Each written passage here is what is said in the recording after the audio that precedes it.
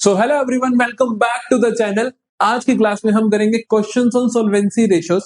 पिछली क्लास में हमने सारे के सारे इसके बेसिक्स कर लिए थे और 2 क्वेश्चन भी करे थे। हमने समझ लिया था कि हर रेशियो का फॉर्मूला क्या होता है, उसके अंदर डेट का मतलब क्या है, इक्विटी का मतलब क्या है, टोटल एसेट्स का मतलब क्या है, ये सारे मतलब हम पिछली क्लास में समझ चुके हैं। आज की क्लास में हम इसके सारे के सारे क्वेश्चंस प्रैक्टिस करेंगे। लगभग 12-13 क्वेश्चंस हम आज की क्लास में करेंगे, जिसके बाद ये रेशियो के सारे क्वेश्चंस भी हमारे प्रैक्टिस हो जाएंगे। तो जल्दी से शुरू करते हैं और आपको मैं आज एक यूनिक तरीका बताने वाला हूं। उस तरीके से आपको ये क्वेश्चंस करने हैं सॉल्वेंसी रेशियोज के, आपको बहुत आसान लगेगा। ठीक है, तो आइए जल्दी से शुरू करते हैं पहले सवाल के साथ।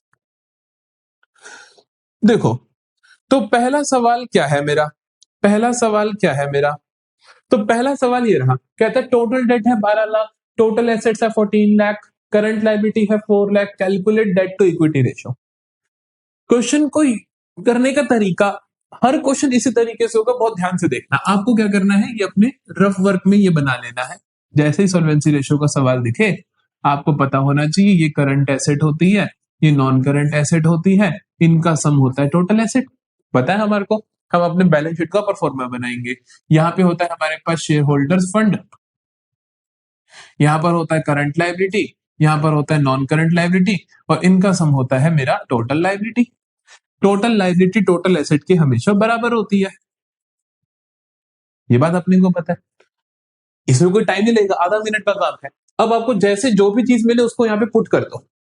जैसे आपको क्वेश्चन ने क्या क्या दिया, देखो मुझे निकालना क्या है। क्वेश्चन ने कहा कि डेट टू इक्विटी रेशियो निकालो। क्वेश्चन कोई भी रेशियो बोलेगा आगे जाके, टोटल एसेट टू डेट या प्रोप्राइटरी, चीजें सेम ही होती है।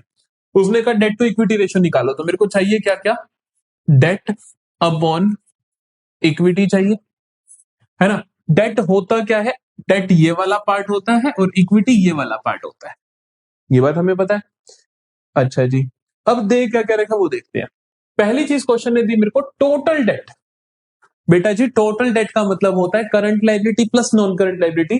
क्वेश्चन ने बोला इन दोनों का सम है मेरे पास 12 लाख। ठीक है, और कहता है टोटल एसेट्स 14 लाख, ये है कितना, 14 लाख। अरे अगर ये 14 लाख है तो ये भी कितना होगा, 14 लाख। ये 14 लाख है, ये 12 लाख है, तो ये कितना होगा, 2 लाख। नहीं समझे मेरी बात, क्योंकि इन इसका और इसका सम भी तो है 14 लाख, तो आपने इसमें से ये माइनस कर दिया, ये आ गया। कितना आसान हुआ। अच्छा जी, और देखते हैं। करंट लायबिलिटीज है 4 लाख, करंट लायबिलिटीज है 4 lakh, current plus non current 12 lakh है, करंट 4 लाख है, तो ये कितनी होगी ऑटोमेटिकली, 8 लाख। आंसर सामने आपके। डेट इक्विटी रेशियो क्या होगी, डेट की वैल्यू आई 8 lakh, non current liability, equity की वैल्यू क्या आई 2 लाख, शेयर होल्डर फंड में निकाला, आंसर आ गया 4:1। सो इतने आसान तरीके से आप सारी के सारे सॉल्वेंसी रेशियोज कर सकते हो। लेकिन अब बात आती है एग्जाम में, ये तो नहीं चलेगा, तो एग्जाम में करके कैसे आना है। देखो कैसे करना है। आपको पता है कि आपने डेट कैसे निकाला है ना, आपको पता है कि ये मेरे को 12 लाख दे रखा था, ये 4 लाख दे रखा था, तो मैंने ये निकाल दिया, है ना।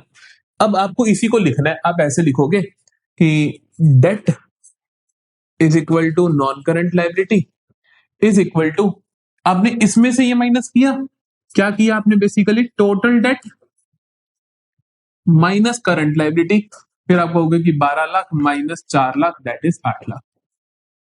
समझे, कोई भी फॉर्मूला याद नहीं रखना है, सिर्फ ये याद रखनी है, इससे हर चीज हो जाएगी, टेंशन नहीं लेनी। ठीक है, इसी तरीके से दूसरी चीज, मैंने इक्विटी कैसे निकाली,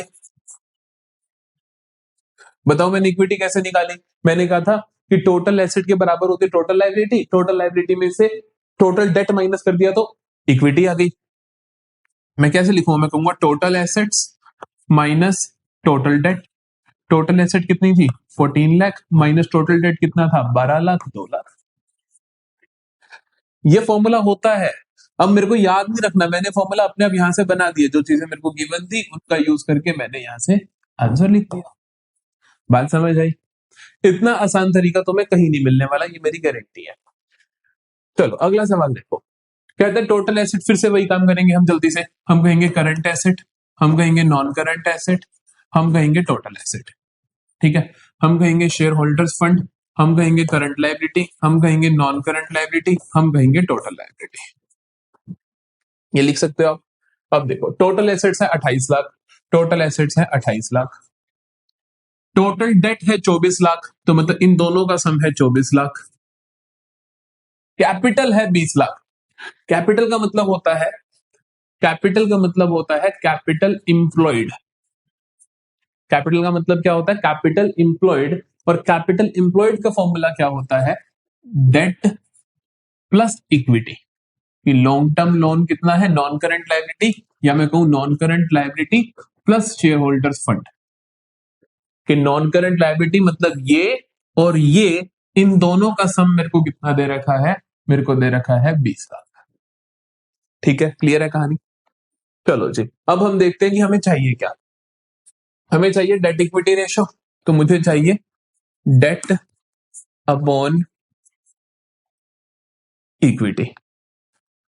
आराम से निकालेंगे अपनी इसी बैलेंस शीट को यूज करके। डेट का फॉर्मूला बना देंगे, देखो, और इक्विटी का फॉर्मूला भी बना देंगे। देखना ध्यान से। टोटल एसेट 28 लाख है, तो ऑटोमेटिकली टोटल लायबिलिटी भी कितनी होगी? 28 लाख। शेयर होल्डर फंड पे जाना है, तो मैं कह सकता हूं कि इस 28 में से ये 24 हटा दो तो ये होगा, है ना? ये मांगूंगी टोटल लायबिलिटी में से ये हटा दो तो ये नहीं होगा। तो मेरे पास शेयर होल्डर फंड इक्विटी का फॉर्मूला क्या बना? कि टोटल एसेट्स या टोटल लायबिलिटी जो मर्जी लिखो, minus total date. Total asset या टोटल लायबिलिटी कितनी है? 28 लाख। माइनस टोटल डेट कितना है? 24 लाख। कितना आया बेटा? 4 लाख। डेट कैसे निकालोगे? आपको पता है इसका और इसका सम ये है ना? कि आपको पता है कि share holders fund plus non current liability is equal to 20 lakh. Share holders fund तुमने यहां से निकाला 4 lakh, plus non current liability is equal to 20 lakh.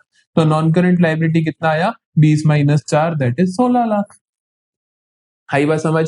Debt equity ratio क्या बनी? Date upon equity. डेट कितना है? 16 लाख। इक्विटी कितनी है? 4 लाख। ये कितना बना? 4/1, दैट इज 4:1। क्लियर हुआ? कोई भी क्वेश्चन हम आराम से कर लेंगे। अब अगला सवाल देखो जल्दी से। यहां पर क्या था? अपने बेसिक्स पे आ रहे थे वापिस से। Current asset, non current asset, total asset. Share holders fund, current liability, non current liability, total liability. ठीक है, आप इन तीनों के सम, दोनों सम से बने, आप इन तीनों के सम से बने हैं, और आप बराबर है। Long term borrowings. Long term borrowings किसका पार्ट होते हैं? लॉन्ग टर्म बोरोइंग्स होते हैं नॉन करंट लायबिलिटी का पार्ट होते हैं। नॉन करंट लायबिलिटी का पार्ट हुआ, तो मतलब नॉन करंट लायबिलिटी का पार्ट आया भी है, ये हो सकता है और भी हो। लॉन्ग टर्म प्रोविजन है ना, नॉन करंट लायबिलिटी में दो ही चीजें होती है, long term borrowing, long term provision. तो ये भी नॉन करंट लायबिलिटी में प्लस 1.5 लाख। तो ये कितना बना टोटल? 4.5 लाख। ठीक है। करंट लायबिलिटी दे रखी है आपको 75,000, तो 75,000। नॉन करंट एसेट्स दे रखी है 5,40,000, 5,40,000। और करंट एसेट्स दे रखी है 1,35,000। अगर मेरे को ये दे रखी है, ये दे रखी है, तो ये निकल जाएगी, ये निकल जाएगी, तो ये निकल जाएगी, ये निकल जाएगी, तो इन दोनों में से माइनस करके ये निकल जाएगा, ये निकल जाएगा, तो ये इक्विटी हुई और ये डेट हुआ। समझे नहीं मेरी बात को? कुछ भी नहीं करा हमने, हमने सारा कुछ लिख दिया। अब हमने कहा ठीक है, ये पता है, तो इसका टोटल ये तो ये भी ये, इसमें से ये दोनों चीजें पता है, माइनस कर दूंगा तो ये सवाल हो गया। करके दिखाऊं तुम्हारे को? देखो ऐसे करोगे, total assets is equal to CA plus NCA। कितना है बताओ जल्दी से? 5,40,000 प्लस 1,35,000, 5 और 1 6, 6,75,000। ठीक है, टोटल एसेट ही टोटल लायबिलिटी के बराबर होते हैं। टोटल लायबिलिटी इन तीनों का जोड़ है, तो मैं कह सकता हूं कि टोटल लायबिलिटी क्या है? Share holders fund plus current liability plus non current liability is equal to 6,75,000। है कि नहीं? हमने फॉर्मूलाज की फॉर्म बना दी। शेयर होल्डर फंड निकालना है, CL NCL पता है, CL कितना है? 75,000। तो मैं कह सकता हूं कि शेयर होल्डर फंड क्या होगा? 6,75,000 minus current liability 75,000 minus non current liability कितनी है? 4.5 लाख, 4,50,000। कितना आया? 675 में से 75,000 गया तो 6 लाख, 6 लाख में से 4.5 लाख गया तो कितना बचा? 1 लाख, 1 लाख 50,000। तो ये हुआ मेरा शेयर होल्डर्स फंड। क्लियर है जी कहानी। तो शेयर होल्डर फंड मिल गया मेरे को, मतलब इक्विटी मिल गई मुझे। अब मेरे को चाहिए total assets to debt ratio चाहिए थी भाई, सॉरी। चलो ठीक है, मैं तो डेट इक्विटी रेशियो निकाल देता, डेट इक्विटी भी निकल जाती। Total assets to debt ratio तो कुछ है ही नहीं, टोटल एसेट तो आएगी थी बहुत इजीली, और डेट ये पड़ा ही था। तो अगर तुमसे total asset to debt ratio पूछा तो total assets upon debt, total asset तो हमने निकाल ही लिए, टोटल एसेट टोटल लायबिलिटी के बराबर 6,75,000 अपॉन डेट कितना है, नॉन करंट लायबिलिटी वाला है, तो दैट इज 4,50,000। हो जाएगा इजीली। ठीक है, कैंसिल आउट कर देना, आपका आंसर आ जाएगा। करके दिखा देता हूं तुम्हें कैंसिल। 1 2 3 1 2 3 और ये 20, ये 5 पे 5 9 सा 45, 5 0 5 1 5 3 5 5, फिर से 5 पे कैंसिल होगा, 9 पे हो जाएगा। 9 इंटू 10, 9 इंटू 1, 9 इंटू 5, तो ये कैंसिल होगा, तो 1.5:1 आपका आंसर आ जाएगा। ठीक है, तो इस तरीके से आपको क्वेश्चंस को करना है। अगला सवाल देखते हैं जल्दी से। कहते from the following information calculate total assets to debt ratio. हमने कहा हम निकाल देंगे, हमें चिंता नहीं है, हम अपना वही काम करेंगे। हम कहेंगे कि current asset, non current asset, total asset. हम कहेंगे current liability, sorry share holders fund, current liability, non current liability, total liability. चलो, हमें चाहिए क्या क्या, हमें चाहिए total assets to debt ratio, तो हमें ये चाहिए और हमें ये चाहिए। अब जो जो गिवन उनको लिखते हैं। Equity share capital share holder fund का पार्ट होता है, तो शेयर होल्डर फंड में आया 5 लाख, और भी हो सकता है क्योंकि सिर्फ कैपिटल है। 9% प्रेफरेंस शेयर कैपिटल, ये भी शेयर होल्डर फंड, चाहे इक्विटी शेयर कैपिटल हो, चाहे प्रेफरेंस शेयर कैपिटल हो, चाहे रिजर्व सरप्लस हो, तीनों इसका पार्ट होते हैं। तो ये कितना है, 4 लाख, तो आप भी यहीं चले जाएंगे। फिक्स्ड एसेट, फिक्स्ड एसेट बेटा नॉन करंट एसेट के अंदर पार्ट होते हैं। नॉन करंट एसेट में property plant equipment, non current investment, long term advances, PAI याद है। पीएआई में जो प्रॉपर्टी प्लांट इक्विपमेंट होता है उसका पुराना नाम फिक्स्ड एसेट ही था। तो फिक्स्ड एसेट किसका पार्ट होंगे, 12 लाख, तो आप इसका पार्ट लिखोगे 12 लाख। नॉन करंट इन्वेस्टमेंट भी इसका पार्ट होंगे, तो 1.5 लाख की है, तो 1.5 लाख आप यहां भी लिखोगे। Reserve and surplus share holder fund का पार्ट होती है 2.4 लाख, आप यहां लिखोगे।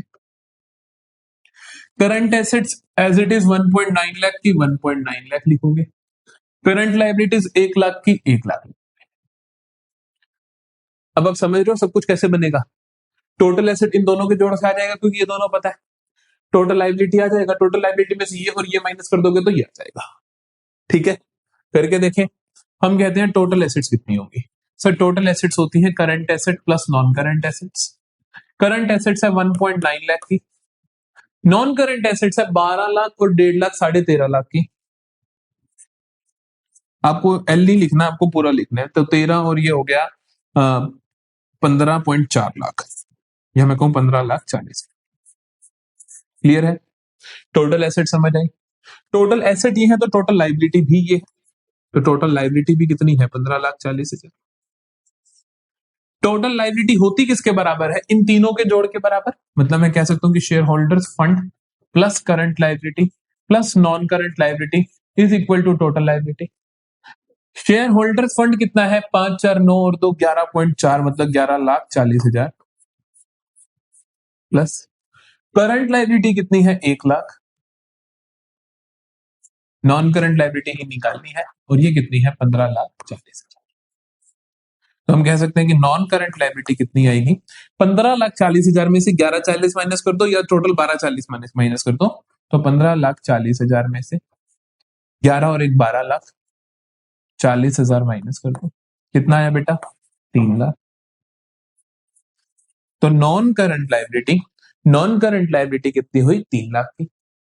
और मेरे पास टोटल एसेट्स कितना है, 15,40, तो मेरे पास total assets to debt ratio कितना आ जाएगा, 15,40,000 अपॉन 3 लाख आ जाएगा। क्लियर है जी, जल्दी बताइए, एक स्क्रीनशॉट क्योंकि अच्छा सवाल है ये। चलो अगला क्वेश्चन देखते हैं। Calculate total assets to debt ratio, फिर से वही निकालना है। चलो हम अपना लिखते हैं कि current asset, non current asset और total asset. Share holders fund, current liability, non current liability, total liability. सबसे पहली चीज उसने बोली टोटल लायबिलिटीज 48 लाख की, वेरी गुड, 48 लाख, तो टोटल एसेट भी 48 लाख। फिर कहता है शेयर होल्डर फंड 8 लाख का, ओके जी 8 lakh. Reserve and surplus 2 lakh के, शेयर होल्डर फंड, अब एक ध्यान रखना शेयर होल्डर फंड 8 लाख का, रिजर्व सरप्लस 2 लाख का, भी इसमें नहीं जोड़ोगे। क्यों नहीं जोड़ोगे? क्योंकि शेयर होल्डर्स फंड में ऑलरेडी शेयर कैपिटल और रिजर्व सरप्लस होते हैं। एक बात बताओ, मैं तुम्हें बोलूंगी शेयर होल्डर्स फंड में कितना है, 8 लाख, इसी के पार्ट होते हैं ना बेटा share capital plus reserve and surplus, तो मतलब रिजर्व सरप्लस तो पहले से जुड़ चुका है इसमें, ये अलग से आपको कंफ्यूज करने के लिए दे रखा है। इन केस ये शेयर कैपिटल होता, in case share holder fund की जगह शेयर कैपिटल होता, तब आप इसको जोड़ के लिखते शेयर होल्डर्स फंड में, क्योंकि शेयर होल्डर्स फंड में शेयर कैपिटल भी आता है, रिजर्व सरप्लस भी आता है। लेकिन अभी आपको शेयर होल्डर्स फंड ही दे रखा है, तो रिजर्व सरप्लस अलग से नहीं लिखोगे, इस बात का खास ध्यान रखना है। You can note it down, you can mark it कि भैया इसका ध्यान रखना है, ठीक है। फिर है अगला current assets 20 lakh, current assets है 20 लाख।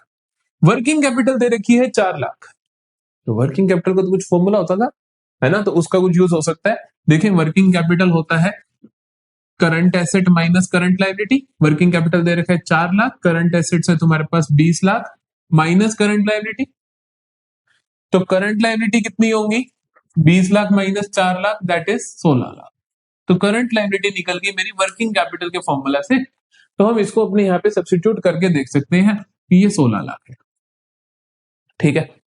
चलो मेरे पास टोटल एसेट्स है, टोटल लायबिलिटीज है, ये सब मिल गया।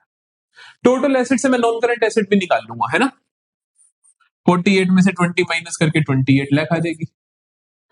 टोटल लायबिलिटी में से इन दोनों को माइनस करके ये भी निकाल लूंगा, तो ये भी आ जाएगी। तो कुल मिला के जो मर्जी निकलवा लो मेरे से क्वेश्चन में, तुम कोई मर्जी रेशो निकलवा लो, मैं निकाल दूंगा। पूछी है total asset to debt ratio, sir total asset to debt ratio पूछी है, तो टोटल एसेट तो मुझे पता ही है 48 लाख है। डेट कितना है मेरे पास, debt is non current liability, और नॉन करंट लायबिलिटी किसके बराबर होगा, टोटल लायबिलिटी में से क्या हटा दूं, ये भी और ये भी, शेयर होल्डर फंड हटा दूं और करंट लायबिलिटी हटा दूं। टोटल लायबिलिटी कितनी है 48 lakh minus share holders fund कितना है 8 लाख, करंट लायबिलिटी कितना है 16 लाख। करंट लायबिलिटी ये निकाल के दिखानी है आपको, तो कितना आया, 40 में से 16 गए 24 लाख। तो मेरे पास आ गया टोटल एसेट्स भी और डेट भी, तो total assets to debt ratio आप निकाल सकते हो। चलो अगला सवाल देखें। From the following information calculate proprietary ratio. देखो प्रोप्राइटरी रेशियो का फॉर्मूला क्या होता है, इक्विटी अपॉन टोटल एसेट्स, कि टोटल एसेट्स में से इक्विटी का कितना हिस्सा है। निकालने का तरीका फिर वही रहेगा जो हमने पहले करा, कि share holders fund, current liability, non current liability का टोटल होता है टोटल लायबिलिटी, इधर होता है current asset, non current assets का टोटल होता है टोटल एसेट्स, ठीक है जी। तो आइए लिखते हैं, शेयर कैपिटल दे रखी है, शेयर कैपिटल किसका पार्ट होता है, शेयर होल्डर फंड का पार्ट होता है, that is 5 lakh, plus reserve and surplus दे रखा है, वो भी इसी का पार्ट होता है 3 लाख। अगर ये 5 लाख शेयर होल्डर फंड ही होता तो रिजर्व सरप्लस को ना जोड़ता, समझते हो इस बात को। करंट एसेट्स कितनी है 10 लाख, करंट एसेट्स, ये नॉन करंट एसेट्स हो गए, ये नॉन करंट एसेट्स कितनी है आपके पास 22 लाख। कुछ भी नहीं करना, टोटल एसेट निकाल दो कि सीए प्लस एनसीए करके लिखेंगे formula, total assets is equal to CA plus NCA, तो ये कितना हुआ 10 lakh plus 22 lakh, that is 32 lakh, total asset बना। और क्या चाहिए, इक्विटी चाहिए, इक्विटी ये रहा, इक्विटी इन दोनों का सम आ जाएगा। इक्विटी कैसे निकालोगे आप, इक्विटी आप बोलोगे share capital plus reserve and surplus, that is 5 lakh plus 3 lakh 8 lakh, ये हो गया। रेशो निकाल दो, रेशो कैसे लिखोगे, equity upon total assets, that is 8 lakh upon 32 lakh, that is 1 4, तो 1:4, सॉर्टेड है। सो इस तरीके से हम सवालों को कर सकते हैं। अगला आता है from the following data calculate debt to equity ratio, total assets to debt ratio, proprietary ratio, तीनों रेशियो निकालनी है। डेट टू इक्विटी रेशियो के लिए क्या क्या चाहिए होता है मुझे, डेट चाहिए होता है, इक्विटी चाहिए होता है, total assets to debt ratio के लिए क्या चाहिए होता है, टोटल एसेट्स चाहिए होता है, और डेट चाहिए होता है, डेट तो ये रहा। प्रोप्राइटरी रेशियो के लिए क्या चाहिए होता है, equity upon total assets, equity भी आ जाएगी, टोटल एसेट भी आ जाएगी। तो कुल मिलाकर इस सवाल में मुझे निकालना क्या है, ये तीन चीजें, डिवाइड डिवाइड तुम अपने आप कर सकते हो इजीली। फिर से लिखते हैं, share holders fund, current liability, non current liability का टोटल होता है टोटल लाइबिलिटी, करंट एसेट्स और नॉन करंट एसेट्स का टोटल होता है टोटल एसेट्स। ठीक है, चलो अब देखते हैं हमने कहा कि टोटल डेट दे रखा है 60 लाख का, टोटल डेट बोले तो ये दोनों मिला के दे रखे हैं 60 लाख। कैपिटल एम्प्लॉयड दे रखा है 50 लाख का। कैपिटल एम्प्लॉयड का फॉर्मूला आपके दिमाग में होना चाहिए कि कैपिटल एम्प्लॉयड होता है इक्विटी प्लस डेट। इक्विटी कितनी होती, इक्विटी प्लस डेट होता है, तो मैं कह सकता हूं कि दिस प्लस दिस कितना दे रखा है मेरे को, 50 लाख जरूरत पड़ जाएगी। Current assets 25 lakh, current assets है 25 lakh. Working capital 5 lakh, working capital के यूज से क्या बना सकते हो तुम, वर्किंग कैपिटल के यूज से क्या बना सकते हो तुम, वर्किंग कैपिटल के यूज से हम बना सकते हैं sir, working capital is equal to current assets minus current liability. Working capital होती है कितनी, दे रखी है आपको 5 लाख, करंट एसेट्स दे रखी है आपको, दे रखी है 25 lakh, minus current liability. Current liability इधर आके प्लस हो जाएगी, 25 लाख में से 5 लाख गया तो कितना आ जाएगा, 20 लाख। सॉर्टेड है। तो ये हुई हमारी current liabilities, that is 20 lakh rupees. अच्छा जी, करंट लायबिलिटीज पता चल गई 20 लाख की है, तो करंट लायबिलिटीज हो गई हमारे पास 20 लाख की। अगर इन दोनों का सम 60 लाख है, करंट लायबिलिटीज 20 लाख है, तो ये कितनी हो गई, 40 लाख। इसका और इसका सम 50 लाख है, ये 40 है, तो ये कितनी हो गई, 10 लाख। लो जी, नहीं समझे, बहुत आराम से देखो क्या बोला मैंने कि सर करंट लायबिलिटी 20 है, ये 20 है, इसका और इसका सम 60 है तो ये 40, इसका और इसका सम 50 है, ये 40 है, तो ये कितना, 10। सॉर्टेड है। इन तीनों का सम टोटल लायबिलिटी में निकाल देंगे, वही टोटल एसेट्स हो जाएगा। अब मैं इन तीनों का सम करूं, 10 लाख, 20 लाख 30 और 40 70, तो टोटल लायबिलिटी कितना हुआ, 70 लाख। तो टोटल एसेट्स कितना हुआ, 70 लाख। ये 70, ये 25, तो ये कितना हुआ, 45 लाख। ऑल वैल्यूज डन, पूरी बैलेंस शीट कंप्लीट। आपको जो वैल्यू उठानी है आप उठा लो। सर डेट कितना है, डेट ये रहा बेटा 40 लाख का। इक्विटी कितनी है सर, इक्विटी 10 लाख की। टोटल एसेट्स कितनी है सर, 70 लाख की। बताइए इससे आसान क्या हो सकता है। ठीक है, हमारे बेसिक्स क्लियर होंगे तो हम कभी गलती नहीं करने वाले। चलो अगला देखते हैं। From the following details obtained from financial statements of G Limited, calculate interest coverage ratio। interest coverage ratio का मैंने आपको क्वेश्चन कहा था, हम एक क्वेश्चन करेंगे, अच्छे से समझ आएगी। इंटरेस्ट कवरेज रेशियो का फॉर्मूला क्या होता है, देखो इंटरेस्ट कवरेज रेशियो का फॉर्मूला होता है PBIT upon total fixed interest. ठीक है, मैं इसका मीनिंग समझाता हूं आपको। पीबीआईटी का मतलब होता है profit before interest and tax, कि जो प्रॉफिट है बिजनेस का इंटरेस्ट पेमेंट करने से पहले और टैक्स देने से पहले कितना है। टोटल फिक्स्ड इंटरेस्ट का मतलब होता है कि इंटरेस्ट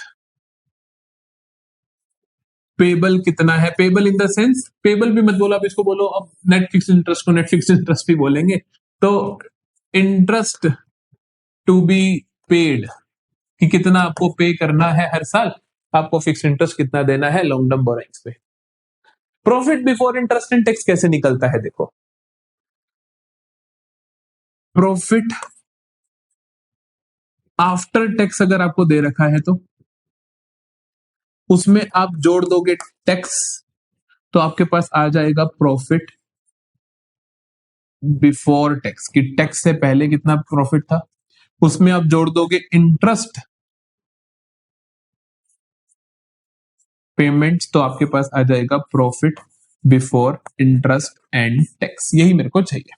ठीक है, एक चीज आपको ध्यान रखनी है कि पहले ये जोड़ना है, क्योंकि पहले आप इंटरेस्ट दे देते हो फिर टैक्स देते हो, मतलब लास्ट में टैक्स दिया जाता है तो पहले आप फिर टैक्स जोड़ते हो और फिर आप इंटरेस्ट जोड़ते हो, अदरवाइज सवाल गलत हो जाएगा।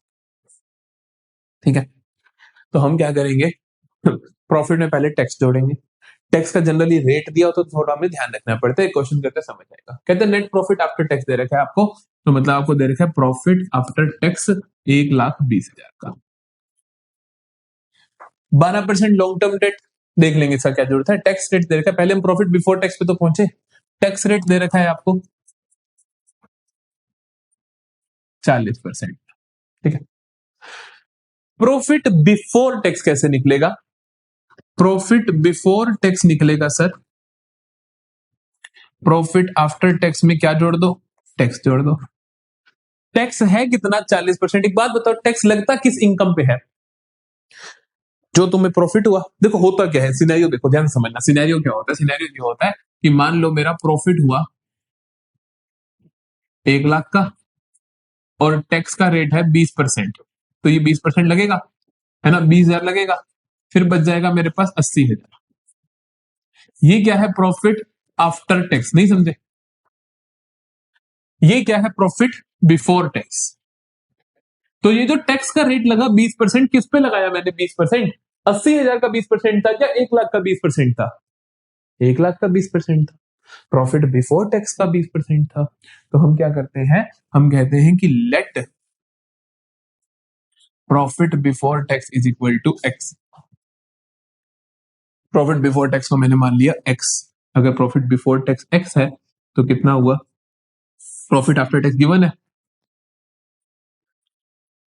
और ये कितना होगा, 40% ऑफ एक्स, क्योंकि बिफोर टैक्स पे लगता है, बिफोर प्रॉफिट बिफोर टैक्स पे लगता है टैक्स। तो हमने कहा कि ये हो जाएगा X minus 40/100 of X is equal to 1,20,000।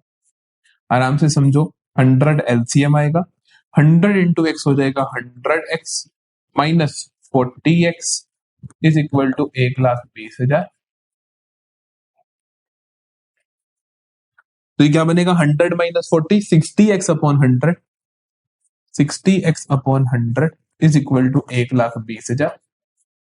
X आ जाएगा बेटा जी 1,20,000 इंटू 100/60, ये कैंसिल ये कैंसिल, दो, तो ये आया 2।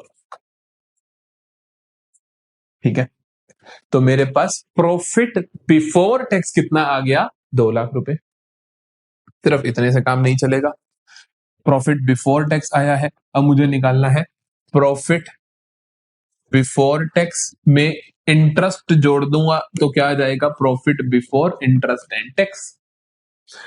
इंटरेस्ट कितना है सर, दे रखा 12%, लॉन्ग टर्म डेट दे रखा है आपको, 12% लॉन्ग टर्म डेट दे रखा है, तो 12% ऑफ 20,00,000 कितना होगा, 2,40,000 होगा। तो यही तो हुआ ना इंटरेस्ट, तो हम कहेंगे पीबीटी, पीबीटी कितना है, 2,00,000 plus 2,40,000 is equal to PBIT which is 4,40,000 is equal to PBIT. तो profit before interest and tax कितना आया, 4,40,000 का। अब हम अपना रेशो निकाल देते हैं। रेशो क्या है हमारा, PBIT that is 4,40,000 upon net fixed interest, interest हमने निकाला था 2,40,000 का। बस हो गया सवाल, ये लिख देना। ये काफी कम आ रही है। एक सही रेशो, सही interest coverage ratio, ideal interest coverage ratio होती है 6 से 7 गुना की। मेरा प्रॉफिट टाइम्स में निकलती है, कोई चीज ध्यान रखना कि ये रेशो निकलती है टाइम्स में, ठीक है, 2 टाइम्स, 3 टाइम्स, 4 टाइम्स। तो एक आइडियल इंटरेस्ट कवरेज रेशो होती है 6 to 7 टाइम्स की, जितना तुम्हारा इंटरेस्ट चार्ज है उससे कम से कम 6-7 गुना तुम्हारा प्रॉफिट जरूर होना चाहिए। ठीक है जी, चलो अब आता है हमारे पास debt to capital employed ratio. फिर मेरे को क्या क्या चाहिए होगा, एक तो मुझे चाहिए होगा डेट, एक चाहिए होगा कैपिटल एम्प्लॉयड। कैपिटल एम्प्लॉयड का फॉर्मूला क्या होता है, इक्विटी प्लस डेट।